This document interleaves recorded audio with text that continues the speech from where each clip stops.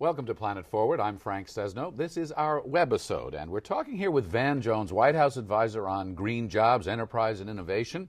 Planet Forward was on TV. It's still here online. We're going to bring some of the ideas that have come into us right to Van Jones. And Van Jones, really glad you're here. Glad to be here. It's good to see you. Well, let's get started. First, we're going to focus on communities and take a look at what communities are doing. Our first video comes from 5 residents in Palm Springs, California. Now, some of them were skeptics going into this project, but they became do-it-yourselfers, and they put solar on a bunch of their rooftops. So I want you to take a look at this, and then we'll see what they have to say, and we'll talk about it. It rains less than 4 inches per year. The sun shines 350 days a year. We have 2 to 3 air conditioning units per home. We're 5 neighbors who decided to install solar by ourselves with no experience, and we've just taken advantage of the entire program. Decided to do the solar systems. We went to the city and obtained our building permits under an owner-builder clause. The systems are fairly simple to install. The main problem we have is you need a qualified electrician to do the final hookup. Since we've installed our systems, we have prevented over 220,000 pounds of CO2 contaminants going into the air. Payback on the solar program is absolutely amazing. Although we thought that it was going to take, and we've heard that it was going to take a long time to actually recover your cost. When you do it owner-builder, you're actually saving a significant portion of money that is paid to the installer, and being able to do it ourselves was easy. Once you factor in, after the cost of the materials, you factor in the state incentive that we participated in addition to the Fed tax credit of 30%, our cost of our systems actually cost about 1/3 of what the installers are quoting the customers. So, Van Jones, do it yourself? Sure. I mean, first of all, what I like about this approach is that the more that people are cooperating, the more quickly people can roll this sort of stuff out. Not only are people doing things like this in that community, but also in places even like St. Louis, Missouri. There's a tough neighborhood where people need weatherization and other green solutions.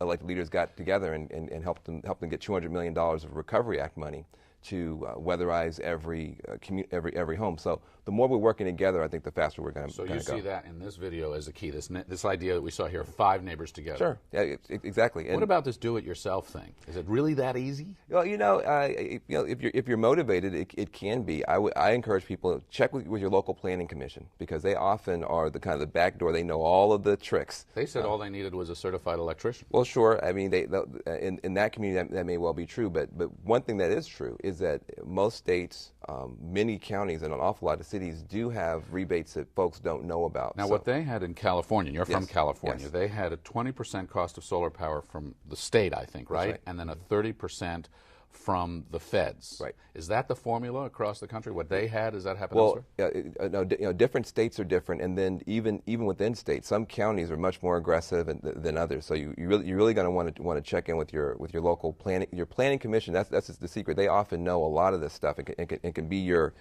guide to the whole process. So check with the planning commission. Yeah, that's what I would suggest. And then often really smart solar companies will have their own list of this stuff. Yeah, for some reason, theirs didn't. It's called business. Yeah, it's called good business. Yeah, exactly. Okay. Most do. All right, I want to take us to another community now. This is one that people might not think about, and they see their financial future blowing in the wind. So take a look at this one.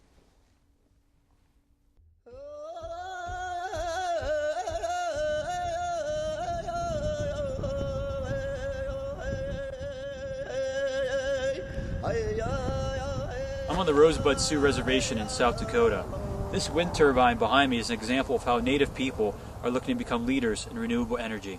We want to develop our homelands, we want to have our own businesses, and we want to be, we're part of this United States. We're here first, but we want to be contributing members, and we want to share that dream.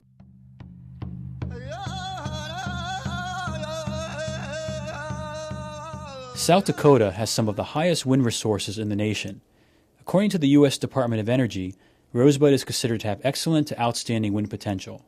There's going to be a series of turbines right through here along this road, then a half mile up, another row of turbines, and then another half mile up, another row of turbines. We'll have approximately 15 2.0 turbines sitting in this particular area here, tying into this Nebraska public power line.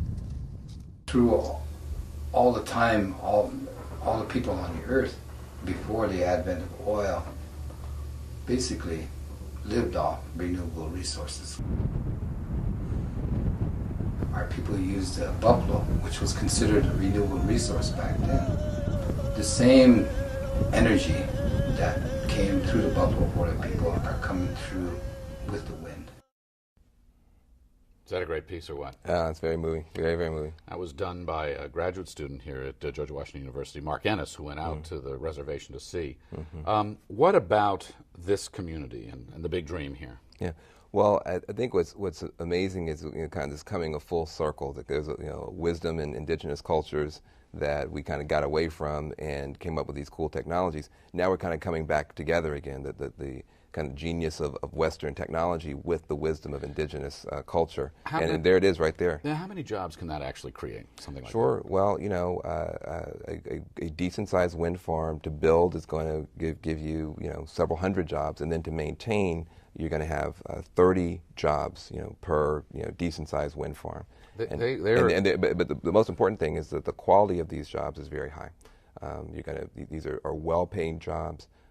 If you're windsmithing, which is kind of building the stuff, and then all the engineering and all the maintenance, and then they're lucky they're going to be able to tap right into a power line and be able to distribute this energy beyond their own four corners. They're looking to build something called the Owl Feather Warbonnet Wind Farm, a 30 megawatt operation. So how much power is that, and how many jobs does that generate? Because you're all about green jobs and making this an economic statement, not just an energy statement. Yeah, sure. I mean, and that is the point, is that you can repower the country and beat global warming and also beat this global recession at the same time by creating these kinds of jobs.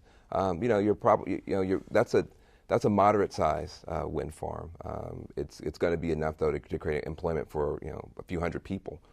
And as you know, for our Native American communities, that's a big delta. That's a big impact. Okay, Van, we're going to be back with more in another segment. You can see these videos in their entirety, the TV show, comments that people have left, the energy learning curve, that's a public opinion survey, and a lot more here at planetforward.org.